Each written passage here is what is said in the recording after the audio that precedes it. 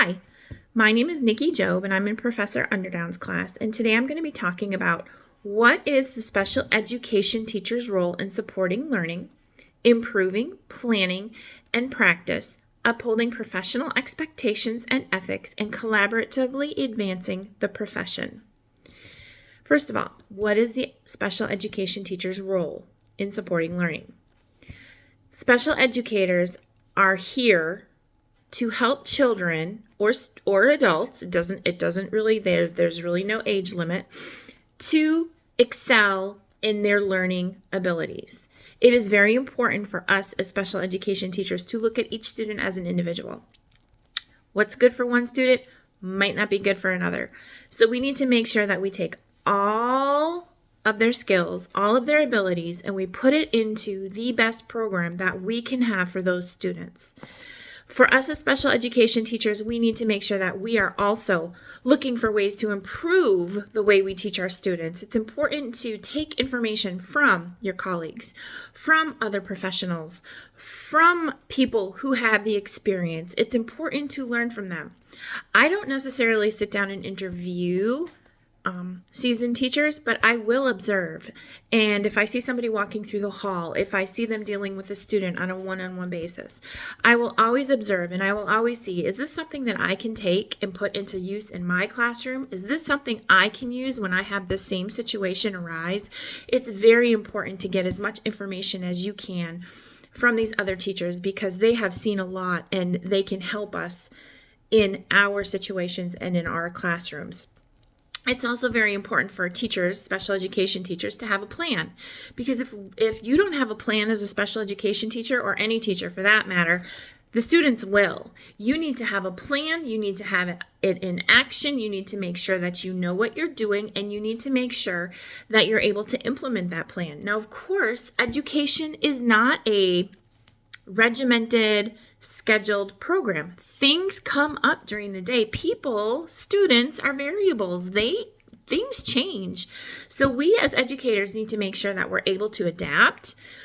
We can implement different things during the day. We have different suggestions when certain instances arise in our programs during the day. So we need to make sure that we're able to have that change, but still stay on a schedule so that we're able to get what we need to get finished during that day. And we also need to remember that if something doesn't get finished, that it's okay to move it to the next day as long as we are using our time wisely with our students.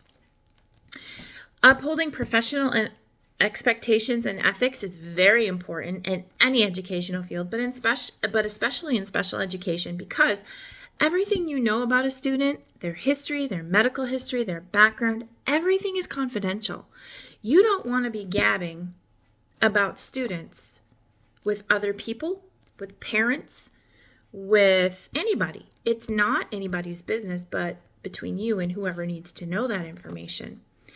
You need to treat those students and their family members and any other professionals that you come into contact with professionalism and respect. It's very important to be respectful.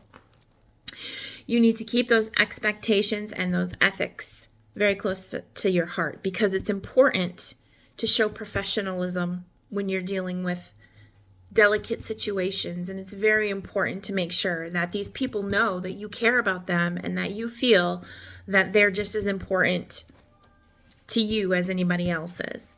In collaboratively advancing the profession, it is so important to make sure you're always improving. I always look for ways to just put new information into practice. If it's watching videos, if it's watching teachers, if it's listening to podcasts, you always have to be looking for that way to improve. We are not perfect teachers. I'm not a perfect teacher. God didn't make perfect teachers. He was the perfect teacher. Jesus was the perfect teacher, but we need to make sure that we are doing our best to improve, because the better we are at what we do, the more our students are going to benefit from that. Now, as far as dispositions go, I've learned a lot in the past 20 years as I've been working in a school, and I am very organized. I like to be organized, but I also know that my schedule can change, and I'm very open to that when it does happen, because it doesn't help me to get upset when a schedule changes, because it happens a lot. I'm very organized, I'm very neat, and I am very scheduled. However, I have a weak disposition when it comes to patience, and it's not patience with people. It's patience with situations, it's patience with results, and it's patience with meeting goals. I don't like to wait for things. I have a hard time not getting immediate results. And I know that in special education, results aren't going to be immediate. They are going to take time. And I need to make sure that I look at the whole picture, that I take into consideration all aspects of what's happening, and I wait for the results, and I don't try to push them on my own, because I don't want to do that, but sometimes I catch myself, so I have to be very, very careful. It's important for me to look at all aspects of things. I need to make sure before I'm looking for results or expectations with that patience issue, I talk to parents, I talk to colleagues, I talk to the other professionals that are involved with whatever situation I'm working with, because if a student has some sort of learning disability or hearing deficiency or physical hindrance, I need to make very, very sure that I incorporate or work around whatever it is I need to in order to give the student the best learning possible at that time. And finally, the last thing that I'm going to talk about are personal biases. It's very important as a teacher that you keep your mind open about every student. A lot of times, teachers will get excited because a student is excited, or a teacher will be discouraged because a student just doesn't want to be at school.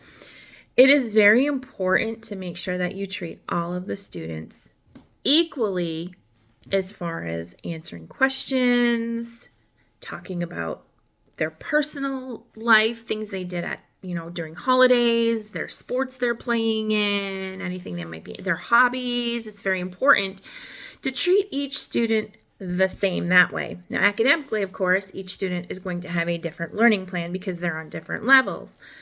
But socially, you have to relate to your student. If that means you need to go to a soccer game, or you need to attend a basketball game, or maybe their dance recital, something that's important to them that's not having to deal with school. That's really some way that you can kind of connect with your student and make sure that you show their parents, that you show the people who love them, that you show them that you're listening to them, that you care for them, and that you really do want what is best for them.